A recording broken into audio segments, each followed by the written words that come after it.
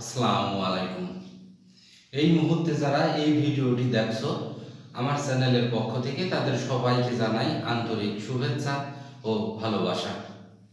আজকে আমি পড়াবো পদার্থবিজ্ঞানের তৃতীয় অধ্যায়, চ্যাপ্টারের নাম বল।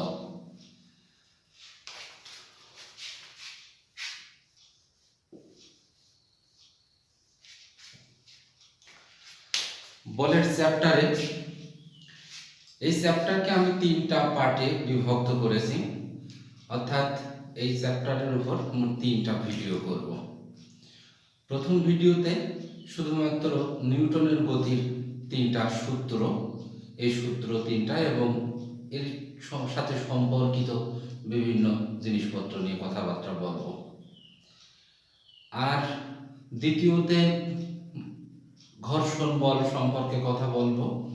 তৃতীয় পার্টটায় বলের শ্রেণী বিভাগ বা বিভিন্ন ধরনের বল, বিভিন্ন জায়গার যে বলগুলো ব্যবহার করা হয় সেই বলগুলো নিয়ে কথা বলবো। সাথে আর যা অবশিষ্ট থাকে তার উপর ভিত্তি করে আমি তৃতীয় ভিডিওটা করব। তো ঠিক আছে, নিউটনের গতির প্রথম সূত্র কি বলছে নিউটন, তার আগে আমরা একটু এইভাবে বুঝি যে এখানে এই যে বোর্ডটা দেখা যাচ্ছে, এই বোর্ড এর উপর যদি কোনো প্রকারের বল প্রয়োগ না করা হয় তাহলে এই বোর্ড কোনো দিন কোনো অবস্থাতে এইখান থেকে সরার কি কোনো সম্ভাবনা আছে? নাই। এর উপর কোনো বল প্রয়োগ না করলে এই বোর্ডটা কোনো দিনও সরবে না। ঠিক একইভাবে যে কোনো বস্তুর উপরে যদি বল প্রয়োগ করা না হয় তাহলে সেই বস্তুটা কোনো অবস্থাতেই সেখান থেকে সরবে না, অর্থাৎ ও যে অবস্থায় আছে সেই অবস্থায় থাকবে। তো এই অবস্থা, যে অবস্থার কথা বলা হচ্ছে, এই অবস্থাটা আবার দুই রকমের অবস্থা হতে পারে। একটা হচ্ছে বস্তুটি যদি স্থির অবস্থায় থাকে, আর একটা যদি যে কোনো একটা বেগ নিয়ে চলমান থাকে। যদি বস্তুটা স্থির অবস্থায় থাকে আর এর উপর যদি কোনো বল প্রয়োগ করা না হয় তাহলে এই বস্তুটা সারা জীবন স্থির অবস্থায় থাকবে। আর গতিশীল অবস্থায় কোনো একটা বস্তু যদি চলতে থাকে, তার উপরে যদি কোনো বল প্রয়োগ করা না হয় তাহলে তার বেগ কখনো কমবেও না, বাড়বেও না। সে যে বেগে চলছিল ওই একই বেগে চিরকাল চলতে থাকবে।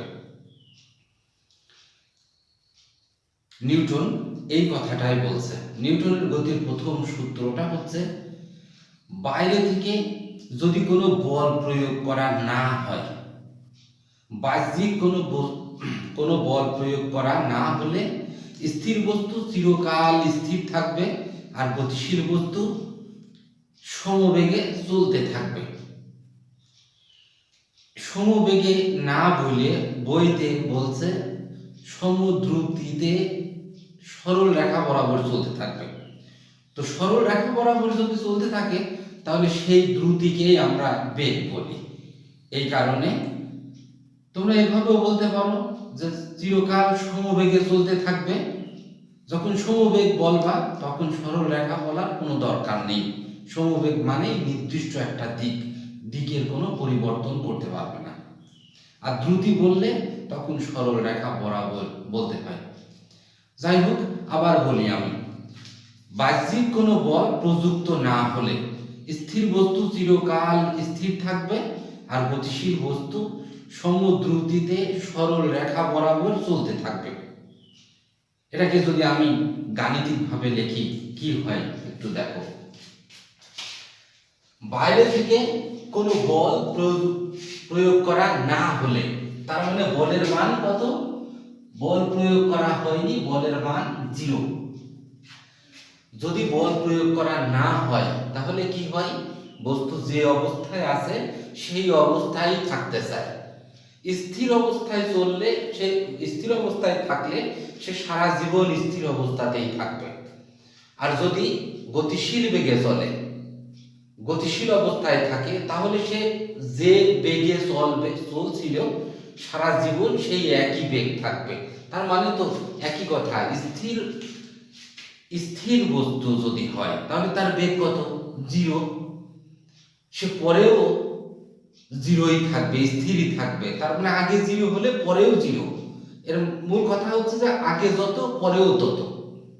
বেগ যদি চলে, মনে করি যে বস্তুটার বেগ ছিল 5 মিটার পার সেকেন্ড, পরেও 5 মিটার পার সেকেন্ড, তার মানে আগের বেগ এবং শেষ বেগ সমান।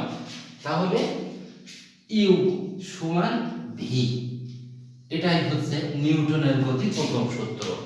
বাইরে থেকে কোনো বল প্রয়োগ করা না হলে, অর্থাৎ যদি বলের মান 0 হয় তাহলে বস্তু যে অবস্থায় আছে সেই অবস্থায় থাকবে। স্থির হলে সেই স্থির অবস্থাতেই থাকবে, আর যদি গতিশীল হয় তাহলে সমবেগে চলতে থাকবে। এখান থেকে নিউটনের গতির এই প্রথম সূত্রের দুইটা অংশ। প্রথম অংশটা হচ্ছে শর্ত, যদি বল প্রয়োগ করা না হয়, এটা হচ্ছে শর্ত। ফলাফল কি? বস্তু যে অবস্থায় আছে সেই অবস্থায় থাকবে। এই ফলাফল এবং শর্ত, এই দুই জিনিস, যার একটাকে বলা হয় বল আর একটাকে বলা হয় জড়তা। জড়তা কি? যদি আমি প্রথম অংশটা বাদ দিয়ে দিই, এইটুকু না বলি, এইখানে যেটা, এটা নাম হচ্ছে জড়তা। তাহলে জড়তা কি? জড়তা হচ্ছে বস্তু যে অবস্থায় আছে সেই অবস্থায় যে থাকতে চাই, থাকতে চাওয়ার এই প্রবণতাকে বলা হয় জড়তা। আবারও বলি, কোন বস্তু যে অবস্থায় আছে সেই অবস্থায় থাকতে চাওয়ার যে প্রবণতা তাকে বলে জড়তা। এখন এই যে অবস্থার কথা বললাম, অবস্থা তো দুইটার কথা বলছিলাম। একটা হচ্ছে বস্তু স্থির অবস্থায় যদি থাকে, আর একটা গতিশীল অবস্থায়।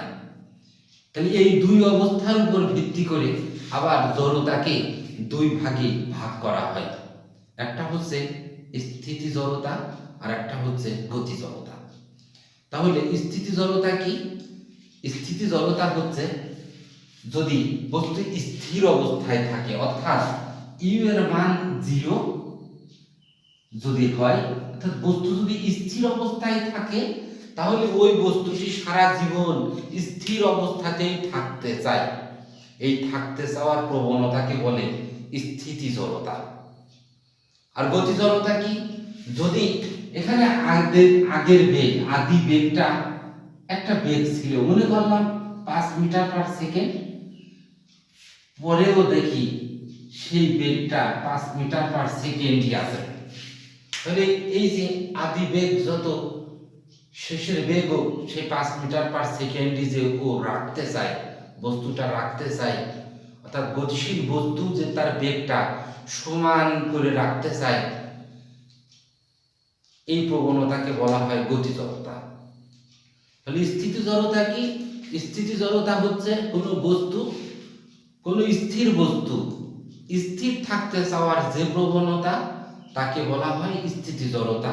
আর গতি জড়তা কোনো গতিশীল বস্তু গতিশীল থাকতে চাওয়ার যে প্রবণতা তাকে বলা হয় গতি জড়তা। এখন এই স্থিতি জড়তা আর গতি জড়তার কারণে আমরা যখন গাড়িতে উঠি, কোনো বাস বা ট্রেনে উঠি, তখন আমাদের এই জিনিসটা গতি জড়তা বা স্থিতি জড়তার কারণে আমাদের একটু প্রভাব পড়ে। কিরকম বলি, যে মনে করো যে একটা গাড়ি স্থির অবস্থায় আছে, আমরা যখন গাড়ির সিটের উপর বসে থাকি, এই অবস্থায় যদি বসে থাকি তার মানে আমাদের শরীরের নিচের অংশটা গাড়ির সাথে লেগে আছে, আর গাড়িটা আছে স্থির অবস্থায়।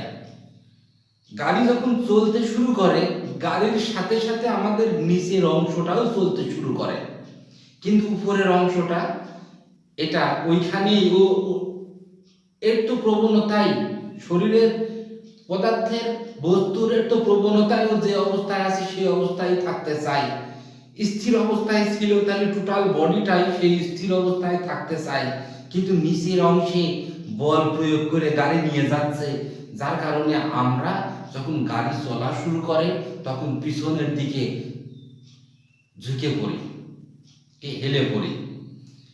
যখন স্থির অবস্থায় আমরা ছিলাম, হঠাৎ করে গাড়ি চলতে শুরু করলে আমরা পিছনের দিকে হেলে পড়ি। এটা কেন হইল? স্থিতি জড়তার কারণে। আবার যখন এই গাড়িটাই ব্রেক করা হয়, গাড়ি থামানো হয়, তখন আমরা সামনের দিকে ঝুলে পড়ি। কেন? কারণ এই যে এইরকম চলছিলাম, চলতে চলতে হঠাৎ গাড়ি থেমে গেছে, মানে নিচের অংশটা থেমে গেছে, শরীরের উপরের অংশটা সে ওই বেগেই চলতে চাচ্ছিল, এই কারণে আমরা সামনের দিকে হেলে পড়ি। তাহলে সামনের দিকে কেন হেলে পড়ি? গতি জড়তার কারণে। আর পিছনের দিকে হেলে পড়ি কেন? পিছনের দিকে আমরা হেলে পড়ি, সামনের দিকে ঝুঁকে পড়ি। সামনের দিকে ঝুঁকে পড়ি গতি জড়তার কারণে, আর পিছনের দিকে হেলে পড়ি স্থিতি জড়তার কারণে। আবার তোমরা দেখেছো যে যখন একটা বাইসাইকেল আমরা চালাচ্ছি, চালাতে চালাতে হঠাৎ করে যখন প্যাডেল করা ছেড়ে দেওয়া হলো, অর্থাৎ আমি আর কোনো বল প্রয়োগ করছি না, তারপরেও গাড়ি কিছু সময় চলে। কারণ কি? গতি জড়তার কারণে। আবার যদি কোনো একটা ফ্যান চালু আছে, সুইচ অফ করলে সাথে সাথে ফ্যানটা বন্ধ হয় না, কিছু সময় চলে। কেন চলে? গতি জড়তা। তাহলে জড়তা সম্পর্কে কি জানলাম? জড়তা হচ্ছে পদার্থের একটা ধর্ম, কোনো বস্তুর একটা ধর্ম। কি ধর্ম? পদার্থ বা বস্তু যে ধর্মের জন্য যে অবস্থায় আছে সেই অবস্থাতেই থাকতে চায়, সেই ধর্মকে বলা হয় জড়তা। জড়তা দুই প্রকার, একটা স্থিতি জড়তা আর একটা গতি জড়তা। স্থিতি জড়তা কি?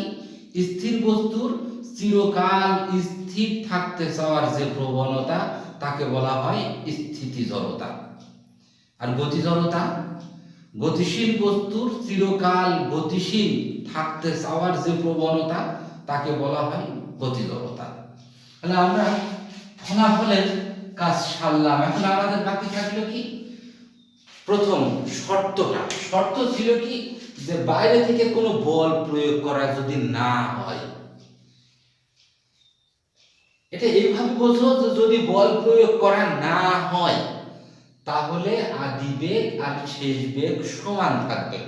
কিন্তু যদি হয় তাহলে কি হবে? যদি বল প্রয়োগ করা হয় তাহলে আদি বেগ আর শেষ বেগ সমান থাকবে না। অর্থাৎ বস্তু যদি স্থির অবস্থায় থাকে তাহলে তার বেগ কত? তার বেগ হচ্ছে 0। যদি স্থির অবস্থায় থাকে আর এর উপর যদি বল প্রয়োগ করা হয় তাহলে তার বেগ 0 থাকবে না। 0 না থাকা মানেই তো সে চলতে শুরু করবে, অর্থাৎ সে স্থির বস্তু গতিশীল হয়ে যাবে। আবার গতিশীল বস্তুর উপর যদি বল প্রয়োগ করা হয় তাহলে কি হবে?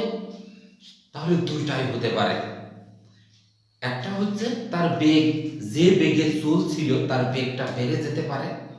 আবার আরেকটা হচ্ছে যে বেগে চলছিল তার বেগ কমে যেতে পারে, অর্থাৎ বেগের পরিবর্তন হয়।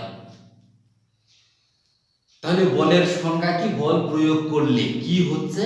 বল প্রয়োগ করার ফলে সে আগে যে অবস্থায় ছিল সেই অবস্থায় থাকবে না, অর্থাৎ স্থির বস্তু গতিশীল অবস্থায়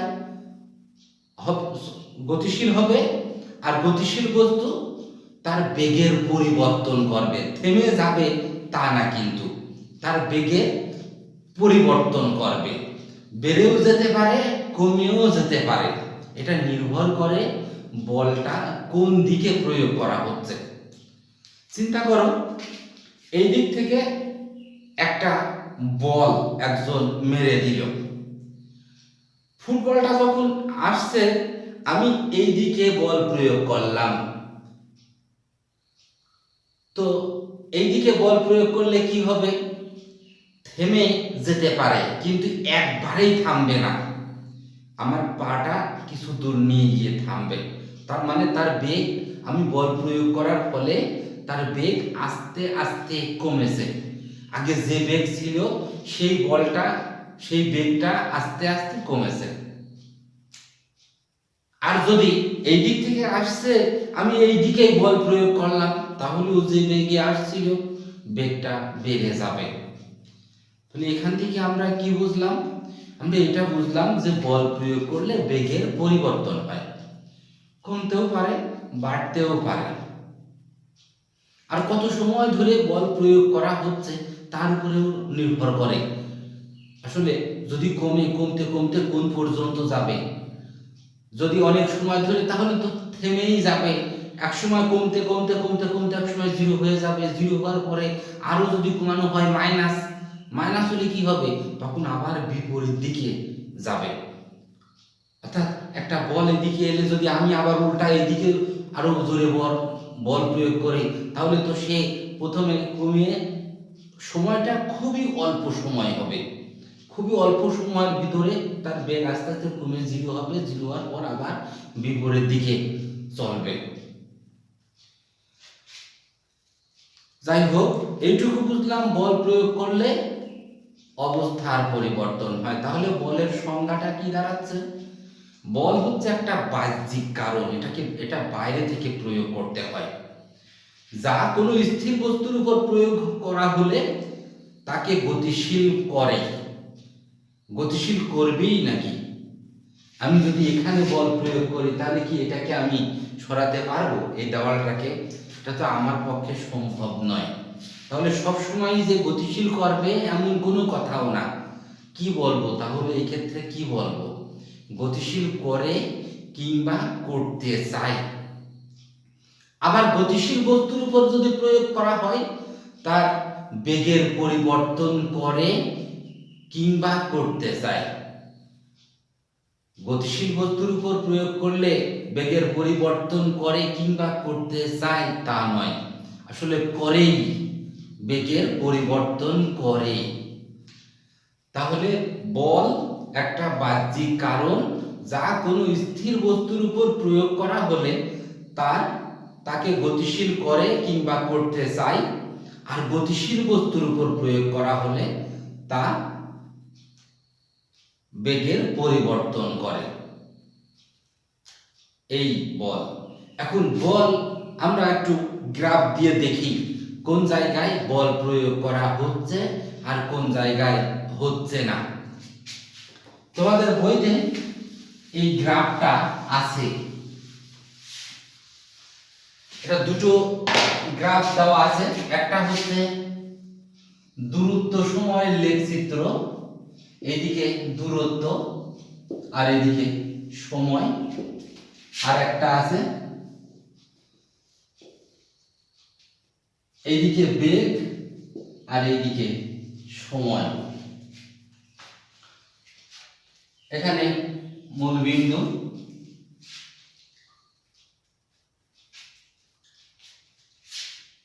ধরলাম যে আমি এখন দেখছি এই জায়গায় 5 মিটার, এটা 5 মিটার, এটা 10 মিটার, এটা যদি 15 হয়, আমি এখন দেখলাম যে একটা বস্তু আমার থেকে 5 মিটার দূরে আছে। আমি কিছু সময় পর মনে করলাম, এখানেও আমি 5 সেকেন্ড সময় পর মনে করলাম, এটা 10 সেকেন্ড, এটা 15 সেকেন্ড। এখন দেখলাম যে একটা বস্তু আমার থেকে 5 মিটার দূরে আছে। 5 সেকেন্ড পরও দেখছি যে ওই বস্তুটা আমার থেকে 5 সেকেন্ড দূরেই আছে। 10 সেকেন্ড পরে গিয়ে দেখছি যে সে 10 মিটার দূরে চলে গেছে। এরপরে 15 সেকেন্ড পরে সে 15 মিটার দূরে। খেয়াল করো যে এইখানে আমি দেখলাম যে আমার থেকে সে 5 মিটার দূরে আছে, 5 সেকেন্ড পরেও দেখছি সে 5 মিটার দূরেই আছে, তার মানে সে তার অবস্থানের পরিবর্তন হয়নি, তার অবস্থানের কোনো পরিবর্তন হয়নি, অর্থাৎ ও যেখানে ছিল সেখানেই আছে। তার মানে কি, ও আগে স্থির অবস্থায় ছিল, পরেও সে স্থির অবস্থায় আছে। তাহলে কি বল প্রয়োগ করা হয়েছে? না, কোনো বল প্রয়োগ করা হয়নি। যে স্থির অবস্থায় ছিল স্থির অবস্থায় রয়েছে, তার মানে এর উপরে কোনো বল প্রয়োগ করা হয়নি। আবার দেখো 10 সেকেন্ড পরে দেখলাম 15 মিটার দূরে, এখানে 15 সেকেন্ড পরেও দেখতেছি সে ওই 10 মিটার দূরেই আছে, তার মানে এইখানেও কোনো বল প্রয়োগ করা হয়নি। এখন এইখানে আসলে কি ঘটছিল এটা দেখো, 5 সেকেন্ড পরে দেখলাম যে সে 5 মিটার দূরে, কিন্তু 10 সেকেন্ড পরে দেখছি সে 10 মিটার দূরে চলে গেছে, তার মানে অবস্থানের পরিবর্তন হয়েছে। অবস্থানের পরিবর্তন হয়েছে মানে এখানে একটা বেগের সৃষ্টি হয়েছিল। এখন এই বেগটা কি সুষম না অসম? বেগটা সুষম না অসম এটা বোঝার জন্য তোমরা এটা মনে রাখবা যে দূরত্বর পরে হচ্ছে বেগ, বেগের পর হচ্ছে ত্বরণ। এখানে এটা হচ্ছে বেগ আর সময়ের লেখচিত্র। বেগ আর সময়ের লেখচিত্র এখানেও যদি একই রকম ভাবে এই রকম ঘটে,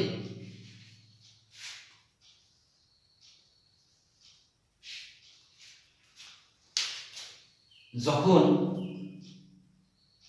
গ্রাফটা এই রকম হয় অর্থাৎ আনুভূমিক হয়, এক্স অক্ষের সাথে সমান্তরাল ভাবে হয়, তখন ও নিজে সুষম, অর্থাৎ এর কোনো পরিবর্তন হয় না। যখন উপরের দিকে যায়, সরল রেখাটা যখন উপরের দিকে হয়, তখন ওর পরের স্টেপটা সুষম হয়। মানে বেগের পরের স্টেপ কি? বেগের পরের স্টেপ হচ্ছে ত্বরণ।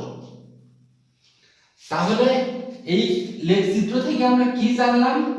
যখন এক্স অক্ষের সমান্তরাল ভাবে সরল রেখা পাওয়া যায়, তখন ও নিজে সুষম, ওর তার মানে এই ক্ষেত্রে বেগ সুষম, সমান বেগে সমবেগে চলছিল। কিন্তু যখন উপরের দিকে সরল রেখাটা, তখন এটা ত্বরণ এবং সুষম ত্বরণে চলছে। আর এইখানে আবার আনুভূমিক, অর্থাৎ এইখানেও সমবেগে চলছে। আমি এইখানে এটা আগে বলি, তারপর আবার এখানে যাচ্ছি। তাহলে এইখানে যে বেগে ছিল, এখানে যদি আমি মনে করি 5 মিটার পার সেকেন্ড ছিল, এখানেও সেই 5 মিটার পার সেকেন্ড বেগেই আছে। তাহলে এইখান থেকে এই পর্যন্ত কোনো বল প্রয়োগ করা হয়নি। কেন? কারণ বেগের তো কোনো পরিবর্তন হয়নি। বল প্রয়োগ করলেই তো বেগের পরিবর্তন হতো। যেহেতু বেগের কোনো পরিবর্তন নাই, তার মানে কোনো বল প্রয়োগ করা হয়নি। তাহলে এইটুকুই কোনো বল প্রয়োগ করা হয়নি। এখন এইখান থেকে এই পর্যন্ত কি হয়েছে? এইখান থেকে এই পর্যন্ত ত্বরণ হয়েছে। যেহেতু উপরের দিকে সরল রেখা, তার মানে ওর পরের স্টেপ ত্বরণ, এটা সুষম ত্বরণে, তার মানে সব সময় বল প্রয়োগ করা হয়েছে। বল যতক্ষণ পর্যন্ত প্রয়োগ করা হবে, ততক্ষণ পর্যন্ত ওর বেগ বাড়তেই থাকবে। যেহেতু এইখান থেকে এই পর্যন্ত বেগ বাড়েছে, অর্থাৎ সুষম ত্বরণে চলেছে, তাহলে এইখান থেকে এই পর্যন্ত বল প্রয়োগ করা হয়েছে। এইখানে আবার সমবেগে চলেছে, মানে বল প্রয়োগ করা হয়নি। তাহলে এই ক্ষেত্রে কি হচ্ছে? এটা যদি আমি T1 লিখি, এটা যদি T2 লিখি, তাহলে এইখান থেকে এই পর্যন্ত কোনো বল প্রয়োগ করা হয়নি। তাহলে কি 0 থেকে বড় T1, এইখানে কোনো বল নাই। এইখান থেকে T যদি T2 চাইতে বড় হয়, এইটুকুর বেলায় কোনো বল নাই। বল আছে কোন জায়গা? T1 এর থেকে বড় আর T2 থেকে ছোট, এর মাঝে এইটুকু সময় বল আছে।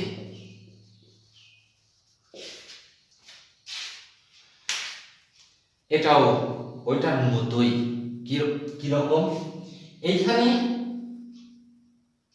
আনুভূমিক অর্থাৎ x অক্ষের সমান্তরাল, তাহলে ও নিজে সুষম, মানে কি ও যে অবস্থায় ছিল সেই অবস্থায় আছে, ওর অবস্থানের কোনো পরিবর্তন হয়নি। তার মানে এখানে কোনো বল প্রয়োগ করা হয়নি, এখানেও কোনো বল প্রয়োগ করা হয়নি। এই জায়গায় এসে তোমাদের সমস্যাটা হয়, সেটা কি? যে এই জায়গা থেকে তো ঊর্ধ্বমুখী সরল রেখা, তার মানে ওর পরের স্টেপটা সুষম। দূরত্বর পরের স্টেপ কি? বেগ। বেগ সুষম হলেও তো কোনো বল প্রয়োগ করা হয়নি। বেগ সুষম মানে কি? বেগের কোনো পরিবর্তন হয়নি। তাহলে কি বল প্রয়োগ করা হয়নি? কি বেগের পরিবর্তন হয়নি মানে বল প্রয়োগ করা হয়নি? তাহলে এইখানেও বল প্রয়োগ করা হয়নি, এখানেও বল প্রয়োগ করা হয়নি, এখানেও কোনো বল প্রয়োগ করা হয়নি। তাহলে কি আদৌ কোনো বল প্রয়োগ করা হয়নি? তা নয়, বল প্রয়োগ করা হয়েছে। ভাবো এই রকম, এই জায়গা যখন ছিল, খুবই অল্প সময়ের জন্য একটা বল প্রয়োগ করা হয়েছিল। অর্থাৎ একটা স্থির ফুটবল রেখে যদি দৌড়ায় এসে একটা লাথি মারা হয়, লাথি মারলেই তো ও চলতে শুরু করবে। ফুটবল যখন চলতে শুরু করবে তখন মানুষের পাও তো আর ওই ফুটবলের সাথে সাথে গোল পোস্টের ভিতর দিয়ে গোলের ওপার চলে যায় না, পাটা এখানেই থাকে। মানে অল্প সময়ের জন্য বল প্রয়োগ করা হয়েছে, কিন্তু বল প্রয়োগ যখন করা হয়েছে তখন ওর বেগ সৃষ্টি হলো। এখান থেকে বল প্রয়োগ করে যে বেগটা সৃষ্টি করে দেওয়া হলো, সেই একই বেগে ও চলবে, অর্থাৎ সমবেগে চলবে। এইখানে এমন ঘটনা ঘটছিল, এখান থেকে একটা বল প্রয়োগ করা হয়েছিল, যার ফলে বেগ সৃষ্টি হয়েছিল, এবং সেই একই বেগে সমবেগে এই পর্যন্ত গেল। যাওয়ার পরে এইখান থেকে আরেকজন থামায় ফেলল, বল প্রয়োগ করে সেটাকে থামায় ফেলল। তার মানে বল একদম নির্দিষ্ট এই বিন্দুতে বল প্রয়োগ করা হয়েছে এবং এই বিন্দুতে বল প্রয়োগ করা হয়েছে। অর্থাৎ 0 থেকে 5 সেকেন্ডের মাঝে কোনো বল প্রয়োগ করা হয়নি, 5 থেকে 10 সেকেন্ডের মাঝে কোনো বল প্রয়োগ করা হয়নি, 10 থেকে 15 সেকেন্ডের ভিতর কোনো বল নাই। বল আছে কোন জায়গা? স্পেসিফিক T1, আর T1 তো না, এখানে 5 সেকেন্ড আর 10 সেকেন্ড, শুধু এই দুটো জায়গাতে বল আছে। আশা করি বুঝেছো। নিউটনের গতির প্রথম সূত্র এইটুকুই। তাহলে এখন নিউটনের গতির 2 নম্বর সূত্র। নিউটনের গতির 2 নম্বর সূত্র পড়ার জন্য আগে ভরবেগ পড়া লাগবে। ভরবেগ কি? ভরবেগ হচ্ছে কোনো বস্তুর ভর এবং বেগের গুণফলকে ভরবেগ বলে। কোনো বস্তুর ভর এবং বেগের গুণফলকে ভরবেগ বলে। কি রকম একটু দেখো। মনে করি m ভর বিশিষ্ট কোনো একটা বস্তু u বেগ নিয়ে চলছিল। m ভর বিশিষ্ট একটা বস্তু u বেগ নিয়ে চলছে। তাহলে এই বস্তুর ভরবেগ কত? ভরবেগ মানে ভর এবং বেগের গুণফল, অতএব ভরবেগ mu। এখানে ভরবেগ হচ্ছে ভর এবং বেগের গুণফল। ভর যেহেতু m এবং বেগ u, তাই তার ভরবেগ mu। ভরবেগের একক কি? ভরের একক হচ্ছে কেজি আর বেগের একক মিটার পার সেকেন্ড। তাহলে এককও এই দুইটা গুণ করে দিলে কেজি মিটার পার সেকেন্ড, অর্থাৎ ভরবেগের একক হচ্ছে কেজি মিটার পার সেকেন্ড। এখন যদি তোমাকে প্রশ্ন করা হয় যে 10 কেজি কোনো বস্তুর ভরবেগ 10 কেজি মিটার পার সেকেন্ড বলতে কি বোঝো, তখন কি লেখা লাগবে? অর্থাৎ ভরবেগ 10 কেজি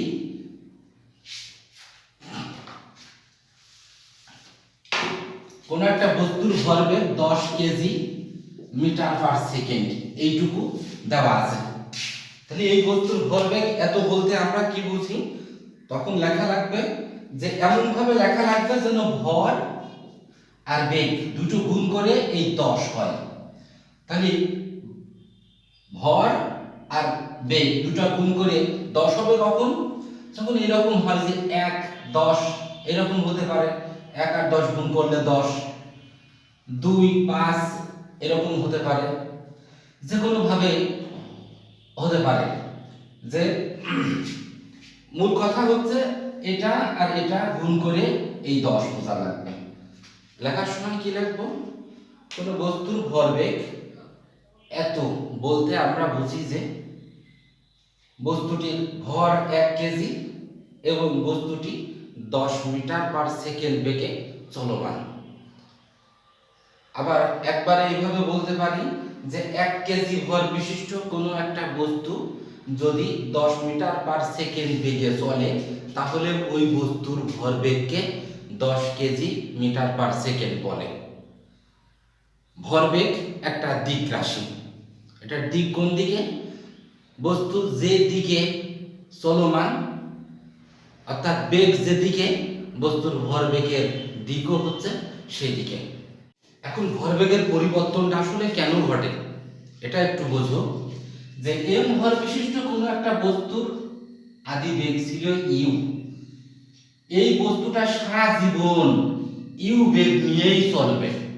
নিউটনের গতির প্রথম সূত্র থেকে আমরা জানি এই কথাটা, যে গতিশীল বস্তু সমদ্রুতিতে সরল রেখা বরাবর চলতে থাকবে যদি কোনো বল প্রয়োগ করা না হয়। তাহলে এর বেগের পরিবর্তন হতে হলে অবশ্যই এর উপরে বল প্রয়োগ করা লাগবে। আমি এক পরিমাণ বল প্রয়োগ করলাম, এক পরিমাণ বল যদি আমি টি সময় ধরে প্রয়োগ করি আর টি সময় পরে যে তখন তার বেগ হবে ভি। দেখো এইখানে ভরবেগ ছিল এম ইউ, এইখানে ভরবেগ এম ভি। ভরের কোনো পরিবর্তন কিন্তু হয়নি, ভর এখানেও যা এখানেও তাই।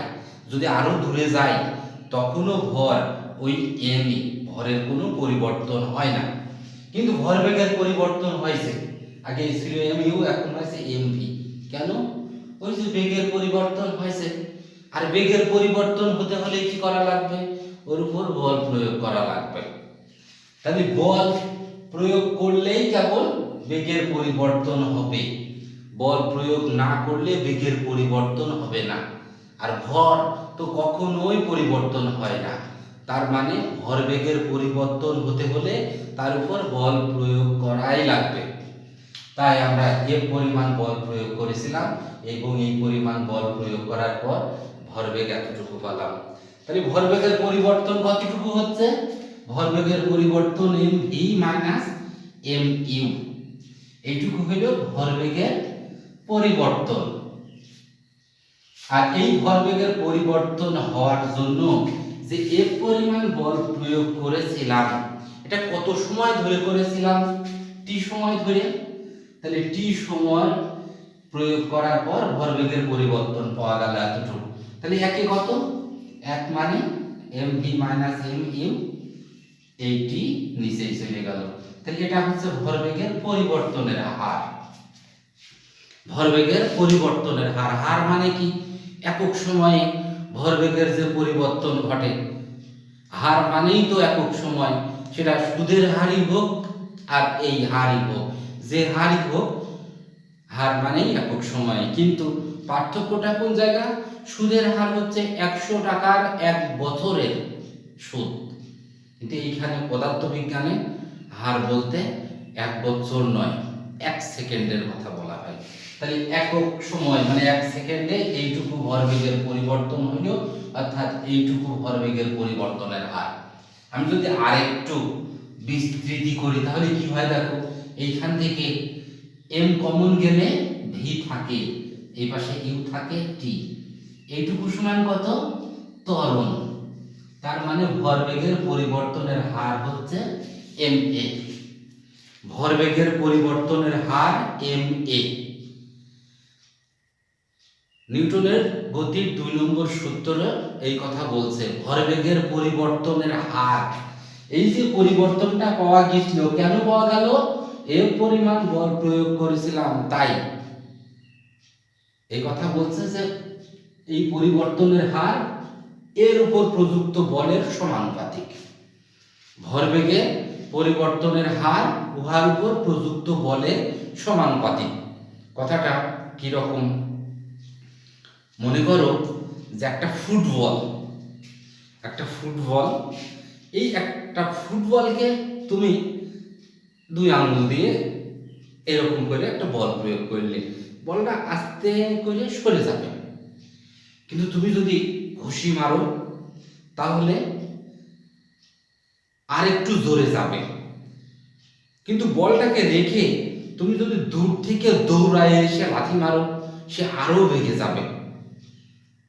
এখন তো বুঝতেই পারছো, দৌড়ায় এসে লাথি মারলে বলটা কি বেশি প্রয়োগ হইল না কম হইল, অবশ্যই বেশি হইল। আর বল বেশি প্রয়োগ করার কারণেই ওর বেগ বেশি হয়েছে, বেগ বেশি মানে ওর ভরবেগটাও বেশি হয়েছে। তাহলে বল যত বেশি প্রয়োগ করব তার ভরবেগ তত বেশি হবে। এই কথা বলছে যে বল যত বেশি প্রয়োগ করা হবে ভরবেগের পরিবর্তনটাও তত বেশি হবে, ভরবেগের পরিবর্তনের হার তত বেশি হবে। আর একটা যত গুণ আরেকটা যদি তত গুণ বাড়ে তখন সেটাকে সমানুপাতিক বলে। তাই নিউটনের গতির 2 নম্বর সূত্র হচ্ছে ভরবেগের পরিবর্তনের হার উহার উপর প্রযুক্ত বলের সমানুপাতিক। তাহলে আমরা ভরবেগের পরিবর্তনের হার পেয়েছি ma, তাহলে 2 নম্বর সূত্র অনুসারে ma প্রপোর্শনাল কি f, উহার উপর প্রযুক্ত বল। এটা হলো 2 নম্বর সূত্রের প্রথম অংশ। এর অংশ হচ্ছে 2টা। পরের অংশটা কি, পরের অংশ হচ্ছে এবং বল যেদিকে ক্রিয়াশীল হবে ভরবেগের পরিবর্তনের হারটাও সেই দিকেই ঘটবে। এই বস্তুটার চিন্তা করো যে বস্তুটা স্থির অবস্থায় আছে, তুমি একটা বল এই পাশে প্রয়োগ করলে, এই পাশে যখন প্রয়োগ করবা তখন কি হবে, এখানে বল প্রয়োগ করা মানে এর একটা বেগের সৃষ্টি হবে। বেগের সৃষ্টি হওয়া মানে ভরবেগের পরিবর্তন হইল, কিন্তু এই মাথা তো একদম স্থির অবস্থায় আছে। যেহেতু এই মাথা স্থির অবস্থায় আছে তাহলে ওর পরেও স্থির অবস্থায় থাকবে, বল প্রয়োগ করা হয়নি মানে স্থির অবস্থায় থাকবে। তখন ওর ভরবেগ আগেও 0 ছিল পরেও 0, তাহলে ভরবেগের পরিবর্তন হইল শুধু এই পাশে। এই কথা বলছে যে বল যেদিকে ক্রিয়াশীল হবে ভরবেগের পরিবর্তন সেই দিকেই ঘটবে। তাহলে সব মিলিয়ে নিউটনের গতির 2 নম্বর সূত্রটা হচ্ছে কোন বস্তুর ভরবেগের পরিবর্তনের হার উহার উপর প্রযুক্ত বলের সমানুপাতিক এবং বল যেদিকে ক্রিয়াশীল হবে বস্তুর ভরবেগের পরিবর্তনও সেই দিকে ঘটবে। এখন দেখো যে এম এ প্রপোর্শনাল এফ, এই যে পেলাম, তাহলে এইটা উঠে গেলে প্রপোর্শনাল উঠে গেলে আমরা জানি একটা ধ্রুবক বসাতে হয়, কে এর বসালাম, যেখানে কে হচ্ছে একটা সমানুপাতিক ধ্রুবক যার মান একক বলের উপরে নির্ভর করে। কিরকম একক বলের উপর কিরকম নির্ভর করে, দেখো আমরা জানি যে এফ সমান এম এ, এটা দিয়ে মূলত বলের পরিমাপ করতে হয় এবং নিউটনের 2 নম্বর সূত্র থেকে এটা আসে। এখানে F সমান ma, এখানে বলছে যে k এর মান একক বলের উপরে নির্ভর করে। একক বল কি, একক বল মানে যে বলের মান 1। তাহলে F এর মান যদি 1 হয়, এটাই হচ্ছে বলটাকে তখন আমরা একক বল বলছি। তো এর মান এক হবে কখন? যখন এ আর এই দুইজন গুণ করে এত হবে। তো এটা আর এটা গুণ করে এক হবে কখন? এর মান এক, এর মানও যদি এক হয় তখন দুটো গুণ করে একের সমান হবে। তাহলে একক বলের সংজ্ঞা কিভাবে দেব? 1 কেজি ভরের কোনো বস্তুর উপর যে বল প্রয়োগ করলে একক ত্বরণ সৃষ্টি হয় তাকে বলে একক বল। এখানে খেয়াল করো, একক বল মানে বলের একক কিন্তু উল্লেখ করা হয়নি। এই কারণে আমরা এইখানে 1 কেজিও বলবো না, এখন বলবো একক ভরের যে বস্তু, কোনো বস্তুর উপর যে বল প্রয়োগ করলে একক ত্বরণ সৃষ্টি হয় তাকে একক বল বলে। কিন্তু যদি বলের একক উল্লেখ করে দেওয়া হয় 1 নিউটন বল কাকে বলে, 1 নিউটন বল কাকে বলে, তখন বলা লাগবে এখানেও একক উল্লেখ করা লাগবে। অর্থাৎ 1 কেজি ভরের কোনো বস্তুর উপর যে বল প্রয়োগ করলে 1 মিটার পার সেকেন্ড স্কয়ার ত্বরণ সৃষ্টি হয় তাকে বলা হয় 1 নিউটন বল। 10 নিউটন বল কাকে বলে? 10 নিউটন বল মানে তখন 1 কেজি ভরের যে কোনো বস্তুর উপর যে বল প্রয়োগ করলে 10 মিটার পার সেকেন্ড স্কয়ার ত্বরণ সৃষ্টি হয় তাকে বলা হয় 10 নিউটন বল। তাহলে একক বলের সময় আমরা জানি যে ভরের মানও এক হয়, ত্বরণের মানও এক হয়। এই মানগুলো যদি এখানে বসাই দেওয়া যায়, 1 সমান k ইনটু 1 সমান k, তার মানে k এর মান 1, এই মানটা আবার এখানে বসা দিলে ma সমান 1 ইনটু f, তাহলে ma সমান f, অতএব f সমান ma। এই সূত্রটা আমরা প্রতিপাদন করতে চাচ্ছিলাম। নিউটনের গতির 2 নম্বর সূত্র থেকে f সমান ma এই সূত্রটা পাওয়া যায়, এটা প্রতিপাদন করতে বলে। যদি প্রতিপাদন করতে বলে তখন আমাদের এখান থেকে লেখা লাগবে, মনে করি m ভর বিশিষ্ট কোনো একটা বস্তু u আদিবেগ নিয়ে চলছিল। বস্তুটির উপর f পরিমাণ বল প্রয়োগ কি t সময় ধরে f পরিমাণ বল প্রয়োগ করার পর বস্তুটির শেষ বেগ v হইল। অতএব বস্তুটির আদি ভরবেগ এত, শেষ ভরবেগ এত, ভরবেগের পরিবর্তন এত, পরিবর্তনের হার এত। 2 নম্বর সূত্র থেকে পাই এত। এই 2 নম্বর সূত্র এতটুকুই। এরপরে আসছে 3 নাম্বার সূত্র। 3 নাম্বার সূত্র, এই সূত্র দিয়েই মূলত আমরা হাঁটাচলা করি, রকেট মহাশূন্যে চলে যায় বা রকেট চলে 3 নম্বর সূত্রকে প্রয়োগ করে। তো 3 নম্বর সূত্রটা কি? 3 নম্বর সূত্র হচ্ছে প্রত্যেক ক্রিয়ারই একটা সমান এবং বিপরীতমুখী প্রতিক্রিয়া বল আছে। প্রত্যেক ক্রিয়ারই একটা সমান এবং বিপরীতমুখী প্রতিক্রিয়া বল আছে। প্রতিক্রিয়া বল কি? প্রতিক্রিয়া মানে রিয়াকশন। রিয়াকশন তো বোঝো, একজনকে চর মারলি ওর রিয়াকশন দেখেই বোঝা যায় যে ওর কি হয়েছে। প্রতিক্রিয়া বল। তো এখানে কি বলছে? প্রত্যেক ক্রিয়ারই একটা সমান এবং বিপরীতমুখী প্রতিক্রিয়া বল আছে। তার মানে এই না যে আমি তোমাকে একটা চর মারলে তুমি আমাকে আরেকটা মেরে দিবা, এটা নয়। তাহলে কি আসলে প্রতিক্রিয়া বলটা কি রকম একটু খেয়াল করো। তুমি এইখানে যদি একটা ঘুষি মারো, এইখানে মারলে দেখবা তুমি ব্যথা পাবা, এবং এই যে ব্যথাটা তুমি যত জোরে মারবা ব্যথাটা তত বেশি পাবা। যদি আস্তে করে এরকম মারো তেমন একটা ব্যথাটা পাবা না, কিন্তু যদি খুব জোরে মারো দেওয়ালে তাহলে দেখবা যে এখানকার চামড়া নাই। কি হইল? তুমি নিজে মারলে আবার তোমার নিজেরই চামড়া নাই হয়ে গেল। কেন হইল? এই কারণেই হইল তুমি যখন মারছো, যে বল প্রয়োগ করছো দেওয়ালে, দেওয়াল সমান এবং বিপরীতমুখী, তুমি ওইদিকে মারছো আর ও এইদিকে, তোমার এইখানে বল প্রয়োগ করেছে, যার কারণে তোমার এখানকার চামড়াটা নাই হয়ে গেল।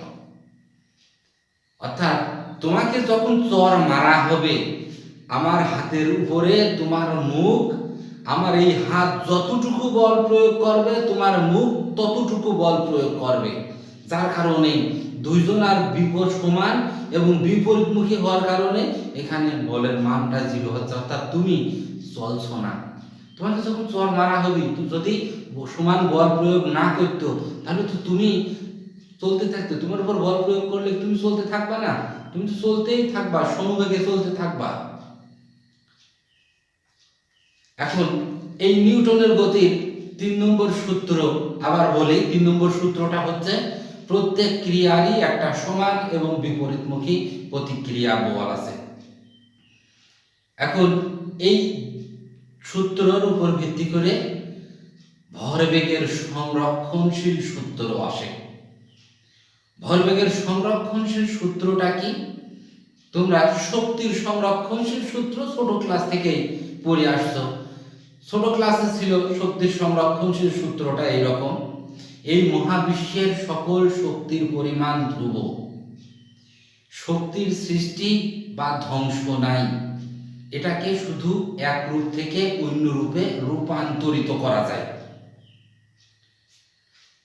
অর্থাৎ মূল কথা হচ্ছে যে শক্তি 1000 বছর আগেও যা ছিল এখনো তাই আছে, 1000 বছর পরে গিয়েও তাই থাকবে। শক্তির পরিমাণ নির্দিষ্ট, এটা বাড়েও না, এটা কমেও না, এটাকে শুধুমাত্র এক রূপ থেকে অন্য রূপে আমরা রূপান্তরিত করি মাত্র। আমাদের শক্তির যত জগৎ আছে, একটা কমাচ্ছি আর একটা বাড়াচ্ছি, এইটুকুই, আর কিছু না। মহাবিশ্বের মোট শক্তির পরিমাণ নির্দিষ্ট। যাই হোক, শক্তির এই বিষয়গুলো নিয়ে কাজ ক্ষমতা শক্তি পরের চ্যাপ্টারে যে বিস্তারিত বলা হবে। আপাতত যেটা পড়াতে চাচ্ছিলাম যে ভরবেগের সংরক্ষণশীল সূত্র। ভরবেগের সংরক্ষণশীল সূত্র মানে ওই রকমই, ভরবেগের কোনো পরিবর্তন হবে না। এখন কোন ক্ষেত্রে দেখো,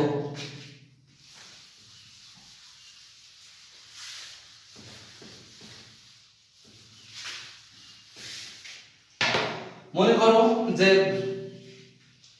একটা বস্তু এই অবস্থায় এই দিকে যাচ্ছিল, এর ভর m1। এই বস্তুটা সংঘর্ষের ঠিক আগ মুহূর্তে ওর বেগ ছিল u1। আর একটা বস্তু সে এই দিকে যাচ্ছিল, তার বেগ, তার ভর হচ্ছে m2। সেই বস্তুটাও এইদিকে যাওয়ার সময় ওর বেগ ছিল u2। তাহলে এইখানে আমি আরেকটু সরাই অঙ্কন করি, কারণ এটা আরো ওইদিকে অঙ্কন করা লাগবে। তো মনে করলাম যে এই বস্তুটা m1 ভর বিশিষ্ট একটা বস্তু এইদিকে যাচ্ছিল, রাজি বেগ u1। আর একটা বস্তু m2 ভর বিশিষ্ট আর একটা বস্তু, এর ভর হচ্ছে কি, আর বেগ হচ্ছে u2। তাহলে এর ভর বেগ হচ্ছে m1 u1, এর ভর বেগ m2 u2। এরা যাওয়ার সময় কিছু দূর গিয়ে মনে করো যে দুইজনের পিছন থেকে ওকে যে ধাক্কা দিল, অর্থাৎ সংঘর্ষ হইল। যখন সংঘর্ষ হইল তখন মনে করলাম যে ওকে f1 পরিমাণ বল প্রয়োগ করলো এই দিকে, আর ও কতটুকু বল প্রয়োগ করবে, f2 পরিমাণ বল প্রয়োগ করবে এইদিকে। ওই যে প্রত্যেক ক্রিয়ারই একটা সমান এবং বিপরীতমুখী প্রতিক্রিয়া বল হইল, এবং এই ঘটনাটা, এই যে বল প্রয়োগ করল, এই বলটা আমরা দুইজনই দুইজনকে টি সময় ধরে বল প্রয়োগ করল। বল প্রয়োগ করার পর এখন এসে এর বল বেগ মনে করলাম v1, আর এটা বেগ মনে m2, এই বস্তুর মনে করলাম যে বেগ হচ্ছে v2। তাহলে প্রথম বস্তুর ভরবেগ কত হচ্ছে v1, আর এটা m1 m2 v2। দেখো, সংঘর্ষের আগে, সংঘর্ষের ঠিক আগে এদের ভরবেগ কত, এতটুকু ছিল। প্রথম বস্তুর ভরবেগ এত, দ্বিতীয় বস্তুর ভরবেগ এত ছিল। তাহলে মোট ভরবেগ হচ্ছে এত। আর সংঘর্ষের পরে ওর বেগ ভরবেগ এত আর এর ভরবেগ এত। তাহলে মোট ভরবেগ হচ্ছে এত। ভরবেগের সংরক্ষণশীল সূত্র মানে কি? সংরক্ষণ করে, কমবেও না বাড়বেও না, তার মানে এ আর এ সমান, এরা দুটো সমান। এই হচ্ছে ভরবেগের সংরক্ষণশীল সূত্র। তাহলে সংরক্ষণশীল সূত্র কথায় কি হচ্ছে, কথায় বলি। এবার যদি বলে বিবৃতি করো, তখন তো বাংলা কথাই লিখতে হয়। এখানে বস্তু কয়টা? দুইটা। বলছে একাধিক বস্তুর মধ্যে ক্রিয়া এবং প্রতিক্রিয়া ছাড়া। ক্রিয়া ও প্রতিক্রিয়া মানে কি? ও যে ওকে মারল, এটা ক্রিয়া করল, ও যে ওকে মারল, এটা হচ্ছে প্রতিক্রিয়া। এই ক্রিয়া আর প্রতিক্রিয়া ছাড়া অন্য কোনো বল কাজ না করলে, অন্য কোনো বল মানে কি? তুমি দুটো বল এরকম করে মারলে, মারার পর সংঘর্ষের পর আবার তুমিই ঠেসে ধরে রাখলে, তাহলে তুমি যে বল প্রয়োগ করলে এই বল প্রয়োগ করা যাবে না। আবার এমন হতে পারে মারার পর দুটো যদি পাতলা জিনিস, দুটো বেলুন যদি মারো, মারার পরে বাতাস এসেও দুজনের উড়ো নিয়ে চলে গেল। আবার মাটির সাথে এদের সংঘর্ষের বল তো আছেই। এই জাতীয় কোনো বল যদি কাজ না করে, তাহলে তাদের মোট ভরবেগের কোনো পরিবর্তন হবে না। প্রথম থেকে এবার বলি আবার, একাধিক বস্তুর মধ্যে ক্রিয়া এবং প্রতিক্রিয়া ছাড়া অন্য কোনো বল কাজ না করলে তাদের মোট ভরবেগের কোনো পরিবর্তন হবে না। এই হলো ভরবেগের সংরক্ষণশীল সূত্র। তাহলে আমরা এখন এই সূত্রটা প্রমাণ করি। প্রমাণ করার জন্য আমাদের যা প্রথম লেখা লাগবে সেগুলো কিন্তু আমরা লিখে ফেলেছি। যে মনে করেছিলাম যে এই বস্তু m1 ভর বিশিষ্ট একটা বস্তু, u1 আদি বেগ নিয়ে চলছিল, m2 ভর বিশিষ্ট অপর আরেকটা বস্তু u2 আদি বেগ নিয়ে চলছিল। চলার পর এখানে আমরা সংঘর্ষ হইল, ওকে f1 পরিমাণ বল প্রয়োগ করল, একে f2 পরিমাণ বল প্রতিক্রিয়া বল প্রয়োগ করল। এই ঘটনাটা কি সময় হইল এবং এরপরে ওদের বেগ হয়েছিল, একটা v1 আর একটা v2। তাহলে এখন নিউটনের গতির 3 নম্বর সূত্র অনুসারে আমরা কি জানি? ক্রিয়াশীল বল আর প্রতিক্রিয়া বল সমান। খালি কি সমান? শুধু সমান না, শুধু সমান না, সমান এবং বিপরীতমুখী। যেহেতু বিপরীতমুখী তাহলে একটা মাইনাস চিহ্ন দিলাম। আর F সমান আমরা কি পড়লাম 2 নম্বর সূত্রে? F সমান ma, তাহলে m1 a1 সমান মাইনাস m2 a2। m1 মানে কি? v1 minus u1 by t সমান minus m2 v2 minus u2 by t। তাহলে m1 v1 মাইনাস u1 সমান minus m2 v2 minus u2, দুই পাশের থেকে t উঠায় দিলাম। এখন যদি গুণ করে দিই, m1 v1 m1 u1 সমান মাইনাস m2 v2, মাইনাস আর মাইনাসে প্লাস হয়ে গেল m2 u2। এবার এটা এই পাশে নিয়ে আসি, m1 v1 plus m2 v2 সমান m1 u1 plus m2 u2। এই দেখো শেষ ভরবেগ আর আদি ভরবেগ সমান, অর্থাৎ ভরবেগের কোনো পরিবর্তন হয়নি। এটাই হচ্ছে ভরবেগের সংরক্ষণশীল সূত্র। এ থেকে আমরা কি বুঝলাম? ভরবেগের সংরক্ষণশীল সূত্র মানে ভরবেগের কোনো পরিবর্তন হবে না। সংঘর্ষের আগেও যা ভরবেগ থাকবে, সংঘর্ষের পরেও ঠিক একই পরিমাণে ভরবেগ থাকবে। এবং এর উপর ভিত্তি করেই বন্দুক দিয়ে যখন আমরা গুলি করি, তখন বন্দুকটা পিছনের দিকে ধাক্কা দেয়। কেন ধাক্কা দেয় একটু দেখো। যখন বন্দুক চালানো হয় তখন বন্দুকের ভর ধরলাম আমি m, আর গুলির ভর ধরলাম m2। বন্দুকের ভর ধরলাম m1 এবং গুলির ভর m2। তো মনে করলাম আগে যখন গুলি করা হলো, গুলি করার ঠিক পূর্ব মুহূর্তে বন্দুকের বেগও 0, গুলির বেগও 0, আর গুলি করার পরে বন্দুকের হচ্ছে V1 আর এর V2।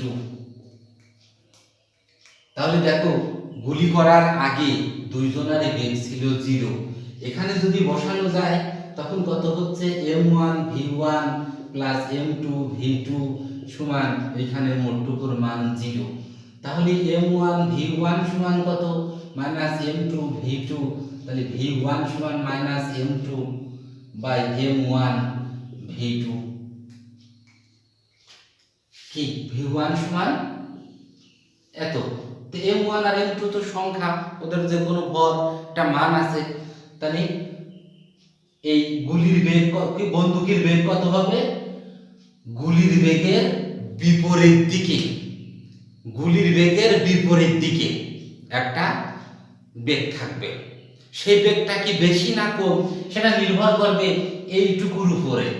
এই সংখ্যার মান যদি 1 অপেক্ষা বড় হয় তখন এর বেগ কমবে, কারণ মাইনাস কি এটা যদি 1 অপেক্ষা বড় হয় তাহলে এর বেগ বেশি হবে, এটা যদি 1 থেকে ছোট হয় এর বেগ কমবে। তো বন্দুকের পশ্চাৎ বেগ মানে গুলি তো সামনের দিকে যায়, বন্দুকটা পিছনের দিকে ধাক্কা দেয়। পিছনের দিকে কেন ধাক্কা দেয়? কারণ গুলি যেদিকে যাবে ঠিক বিপরীত দিকে বন্দুক যাবে। এই মাইনাসটা সেটা নির্দেশ করে। এখন বেগ কি গুলির বেশি হয় না বন্দুকের বেশি হয়? অবশ্যই গুলির। বন্দুকের বেগ খুব অল্প। কেন অল্প? কারণ এই সংখ্যাটার মান খুবই ছোট। এখানে M2 বাই M1, এখানে M2 কি ছিল? গুলির ভর। গুলির ভরকে বন্দুকের ভর দিয়ে ভাগ করলে খুব ছোট্ট একটা মান পাওয়া যায়। এই জন্য গুলির যে বেগ তার একটা খুবই একটা ছোট একটা অংশ, এত বেগে বন্দুক পিছনের দিকে আসে। এবং এই থিওরিটা কাজে লাগায় রকেট চলে। রকেট কিভাবে চলে? রকেট ভিতর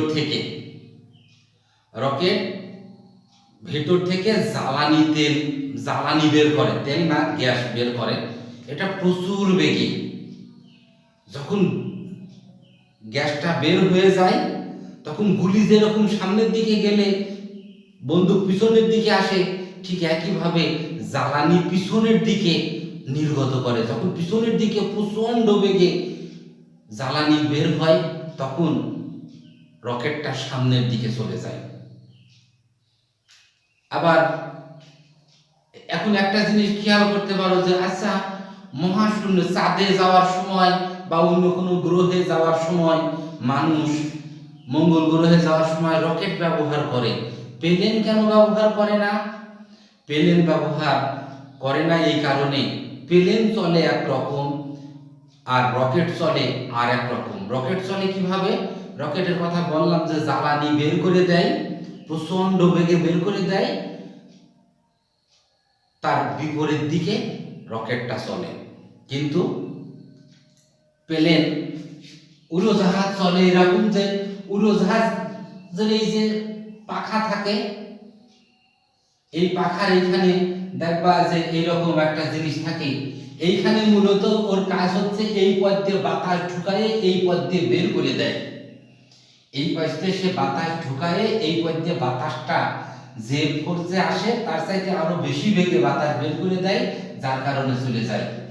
তাহলে মূল পার্থক্য হচ্ছে প্লেন বাতাস বের করে দেয় আর রকেট জ্বালানি বের করে দেয়।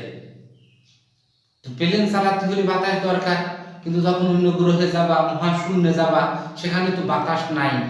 বাতাস যদি না থাকে তাহলে প্লেন কিভাবে চলবে? এই কারণে প্লেন নিয়ে যাওয়া যায় না, সেখানে যেতে হলে রকেট নিয়ে যাওয়া লাগে, অর্থাৎ জ্বালানি তেল খরচ করে তারপরে যাওয়া লাগে। আবার আমরা নিউটনের গতির 3 নম্বর সূত্র অনুসারে আমরা হাঁটা চলাচল করি। আমরা যখন হাঁটি তখন আমরা পিছনের দিকে আমাদের পা দিয়ে যে বল প্রয়োগ করি, মাটিও আমাদের সেই বল প্রয়োগ করে, যার কারণে আমরা হেঁটে যাই, সামনের দিকে হেঁটে চলে যাই।